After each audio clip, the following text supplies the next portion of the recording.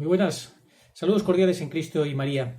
El periodista italiano Antonio Socci ha presentado su último libro, Benedicto XVI, El secreto de Benedicto XVI, ¿sigue siendo el Papa? Giuseppe Pellegrino ha hecho una semblanza de este libro y vamos a leeros gran parte de esa semblanza a ver qué os parece.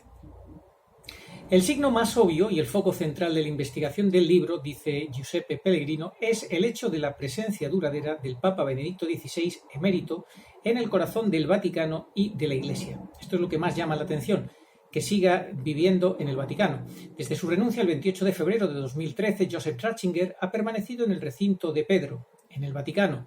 Sigue firmando su nombre Benedicto XVI, sigue llamándose a sí mismo Papa emérito, sigue usando las insignias heráldicas papales, sigue dando las bendiciones que solamente puede dar un papa, que esto no lo dice, pero os lo digo yo, y sigue vistiéndose de papa. A diferencia de los anteriores papas que renunciaron, Benedicto no ha elegido dejar el Vaticano o volver al estado de cardenal u obispo. No, más bien ha hecho algo inesperado más allá del acto extraordinariamente inesperado de la dimisión. Dimitir sin renunciar completamente, lo que Socci llama una dimisión entre comillas relativa. Es evidente que, aunque ha hecho una relativa dimisión del papado, pero ¿de qué tipo se pregunta?, ha tenido la intención de permanecer como papa, aunque de forma enigmática y sin precedentes, lo cual no se ha explicado, al menos todavía. O sea, esta situación absolutamente inédita en la historia de la Iglesia todavía no se ha explicado. Es un misterio lo que nos rodea. La constatación de los hechos anteriores generará innumerables reacciones en el actual clima eclesiástico que claramente ha entrado en una nueva fase de volatilidad desde el anuncio el domingo 12 de enero de 2020 de la publicación de un nuevo libro del que son coautores el Papa Benedicto XVI y el cardenal Robert Sarah, en el que se defiende la sabiduría de la tradición del celibato sacerdotal de la Iglesia. Algunos observadores están convencidos de que Benedicto debe permanecer en silencio, mientras que otros expresan su frustración por el hecho de que Benedicto no haya elegido decir más sobre la apostasía y la confusión que la revolución bergogliana promueve y alienta de muchas maneras. Pero Socci da un paso atrás en la cacofonía e invita a sus lectores a reflexionar y contemplar. Hay algo inédito y misterioso que está sucediendo en la Iglesia en la que el Espíritu Santo está actuando, algo que nadie entiende todavía plenamente y que exige silencio, intercesión y oración como una respuesta más eficaz a la batalla que se está librando en la Iglesia y en el mundo, en lugar de levantar voces y hacer juicios críticos. El primero en dar el ejemplo de una respuesta tan orante es el propio Benedicto XVI, que ha elegido libremente, tal vez dirigido a hacerlo, se pregunta Socci, ¿por el mismo Dios? Responder a la crisis ofreciéndose a sí mismo en la oración de intercesión por la Iglesia y por el mundo. Ese es el primer ejemplo, dice, de la respuesta orante de Benedicto XVI. Lo que sí está claro es que estamos viviendo un grande y clarísimo misterio. Dos papas de esta manera nunca ha ocurrido en la historia de la Iglesia. ¿Por qué Benedicto actúa de esta manera? Que parece que sí, que no, que sí. ¿Qué es lo que nos quiere decir? El origen del drama. En la primera parte de El secreto de Benedicto XVI, el origen místico, económico y político del drama, Socci documenta meticulosamente los hechos de la situación actual de la Iglesia, en la que observa que desde 2005 ha habido de facto dos partidos que luchan por el control, los que favorecen a Ratzinger y los que favorecen a Bergoglio. Estos dos partidos pueden definirse ampliamente como aquellos que favorecen una revolución en la Iglesia, el partido de Bergoglio, y aquellos que se oponen a tal revolución llamando a la fidelidad a la tradición de la Iglesia, el partido de Ratzinger. Lejos de limitarse a una lucha intraeclesial, Socci observa que existe un movimiento de globalización neocapitalista que es ideológicamente anticatólico. Estos son datos que son absolutamente clarísimos y objetivos. Que busca dominar el mundo entero y que es este movimiento ideológico anticatólico el que ha trabajado activamente para socavar la Iglesia desde dentro, buscando y obteniendo la ascensión de Jorge Bergoglio al trono papal. Y ahora lo estamos viendo como él lidera la Agenda 2030 con un descaro absoluto y bajo el aplauso y el apoyo absoluto y total público del secretario general de las Naciones Unidas.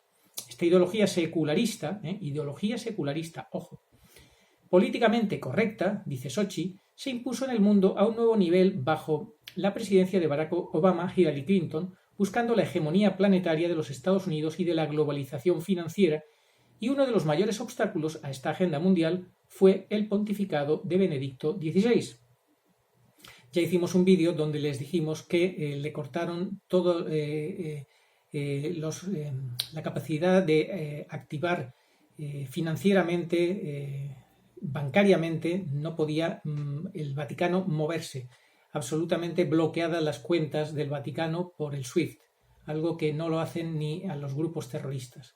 Benedicto, que había trabajado durante décadas como prefecto de la Congregación para la Doctrina de la Fe, resistiendo el avance del modernismo dentro de la Iglesia Católica, se convirtió como papa en un enorme signo de contradicción con respecto a la corriente cultural principal, los medios de comunicación y los designios de las potencias mundiales que aspiraban a una verdadera y propia normalización, entre comillas, de la Iglesia por medio de lo que llamaban una, entre comillas, apertura a la modernidad, es decir, una protestantización que barrería las marcas distintivas fundamentales de la Iglesia. Ya dijimos el otro día en otro vídeo que Bergoglio a lo que aspira es a que la Iglesia se adecue al espíritu del mundo, no al revés, lo cual es una auténtica traición al Evangelio. Pero, claro, él sigue las políticas como siervo de los siervos del nuevo orden mundial, sigue las políticas y la ideología del nuevo orden mundial, que ya advertimos en su día que es el mayor riesgo al que se enfrenta el cristianismo, mucho mayor incluso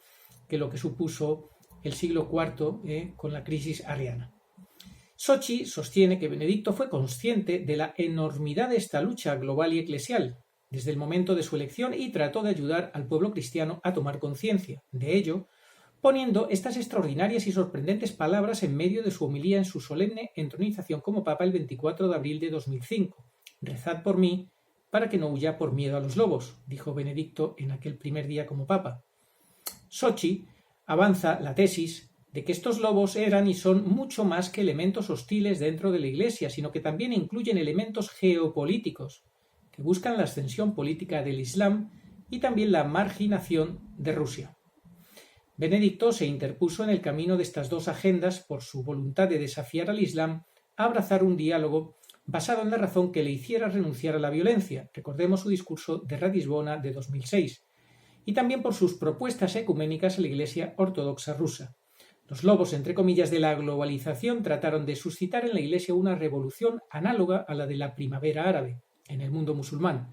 De la misma manera que el gobierno de Estados Unidos buscó activamente el cambio de régimen en otras naciones para avanzar en su agenda política, la alianza Obama-Clinton trabajó en coordinación con el financiero George Soros para tratar de cambiar las prioridades de la Iglesia Católica. Y desde luego que lo consiguieron, al menos hasta la fecha, porque Jorge Mario Bergoglio está absolutamente entregado a esas políticas. Socci también documenta otros elementos que buscaban la elección de Bergoglio como papa, quien al ser elegido como Papa Francisco abrazó una agenda totalmente de acuerdo con la agenda secularista de la globalización de Obama-Naciones Unidas, el ambientalismo catastrófico con la contaminación y el calentamiento global, sustituyendo las nociones de pecado y de pecado original, el inmigracionismo ideológico sustituyendo el nuevo mandamiento del amor, el abrazo del Islam y el ecumenismo pro-protestante, el escurecimiento de la doctrina y el ataque a los sacramentos, el abandono de los principios no negociables, que decía Benedicto XVI, y una apertura entre comillas misericordiosa a las nuevas prácticas sexuales y a las nuevas formas de unión marital. Sería difícil encontrar un resumen y una explicación más sucinta de la agenda del pontificado de Francisco que esta lista dada por Socci, completa con el contexto geopolítico. El misterio y la paradoja del Papa emérito. La segunda parte de Il Secreto se llama Lo que no se entiende, Benedicto es el Papa para siempre. Socci introduce la sección con una cita del libro El Anticristo del autor italiano Gianni Baget-Bozzo de 2001. La historia de la Iglesia está llena de estados de excepción, junto con una cita de la carta de San Ignacio de Antioquía a los Efesios, que Benedicto XVI utilizó en su prefacio al libro del cardenal Robert Sarah de 2017, El poder del silencio. Es mejor permanecer en silencio y ser que hablar y no ser. Es evidente que Socci encuentra que estas palabras corresponden respectivamente a Benedicto y a Francisco. Benedicto es el que sabe guardar silencio porque le importa el ser, y Francisco es el que no calla ni debajo del agua. Socci analiza con gran detalle las diversas declaraciones de Benedicto antes de su renuncia en febrero de 2013 y señala que Benedicto claramente, con plena libertad, pretendía que hubiera un cónclave para elegir un nuevo sumo pontífice y, sin embargo, simultáneamente declaró: «Deseo también servir devotamente a la Santa Iglesia de Dios en el futuro a través de una vida dedicada a la oración». Bueno, este punto no lo comparto porque dice que, y señala que Benedicto claramente, y luego entre comillas, con plena libertad, pretendía que hubiera un cónclave para elegir un nuevo sumo pontífice. No estoy de acuerdo que con plena libertad, porque la plena libertad exige no ser presionado con violencias, con amenazas de muerte y de muchas otras formas, presionado como fue presionado. No creo yo que fuera con plena libertad, de ninguna manera. Aunque incluso él lo haya podido decir. No sé si lo ha dicho, pero aunque lo haya podido decir que lo hizo con plena libertad, no, porque los hechos objetivos no nos dicen eso, ni mucho menos. Deseo también servir devotamente a la Santa Iglesia de Dios en el futuro a través de una vida dedicada a la oración, dijo. Además, el 27 de febrero de 2013 especificó que su sí al aceptar su elección como papa era y es irrevocable. El siempre es también un para siempre. Ya no puede haber un retorno a la esfera privada. Mi decisión de renunciar al ejercicio activo del ministerio no revoca esto. Benedicto también declaró: «He dado este paso con plena conciencia de su gravedad e incluso de su novedad». Ojo a esta palabra, esta expresión. ¿Cuál es esta novedad? Según el canonista Stefano Violi, citado por Socci, se trata de la limitada renuncia al ejercicio activo del munus, del romano pontífice. O sea que a lo mejor esa plena libertad de la que dice Socci que con la que renunció pueda ser debida a que no iba a ser una renuncia plena, completa y auténtica, ¿no? Sino a una sola parte y por tanto que iba a seguir siendo el Papa. No lo sé, pero no queda muy claro eso. Bueno, pues sigue este autor dando pautas. Os voy a dejar el link para que podáis ver y leer por completo porque es muy larga. Socci afirma también que el silencio moderado de Benedicto ha hecho mucho más para evitar que la renuncia bergogliana. Mientras Benedicto esté vivo, los revolucionarios bergoglianos saben que una sola palabra de condena del Papa emérito podría deslegitimar a Francisco. Este es un momento histórico. Luego habla sobre la conexión con Fátima, sobre el obispo vestido de blanco y un viejo papa, el obispo vestido de blanco, que el propio Bergoglio en el 2017 se llamó a sí mismo el obispo vestido de blanco, con lo cual se podría cumplir esa profecía del obispo vestido de blanco que fuera Bergoglio y el viejo papa que fuera Benedicto XVI. El resultado de la crisis actual es de suma importancia para el destino no solo de toda la Iglesia, sino también del mundo entero. En fin, esto es bastante largo, os animo a que lo leáis completo. Termina diciendo: él es el gran Socci, ofrece su trabajo como un regalo de amor a la Iglesia rota y maltratada para reflexionar y meditar. No es el poder lo que redime, dijo el Papa Benedicto, en su discurso inaugural, sino el amor. O sea, lo que redime es el amor, como bien sabemos. Es este mismo amor el que Socci dice que Benedicto ofrece diariamente a la Iglesia con su inédito y heroico, aunque ampliamente incomprendido, testimonio. Es verdad que Benedicto está siendo absolutamente incomprendido por todos, incluso por los que lo tenemos por único papa. Él es el gran centinela, dice en la página 147 Socci, él es el gran centinela de Dios, de nuestro tiempo.